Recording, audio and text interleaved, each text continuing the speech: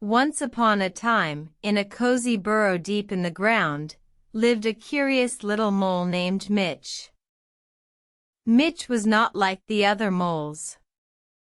He was small, but his curiosity was as big as a hill. One sunny day, Mitch decided to venture above ground for the first time.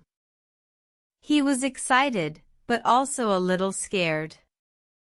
He dug his way up, using his strong little paws, until he finally broke through the soil and saw the bright, sunny world above.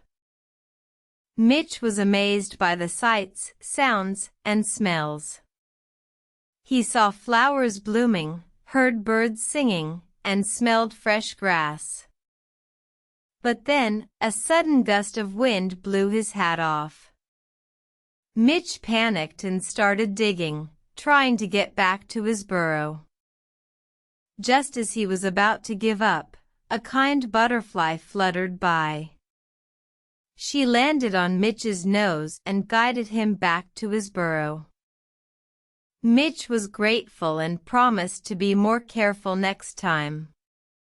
From that day forward, he would always take a butterfly as his guide when he ventured above ground.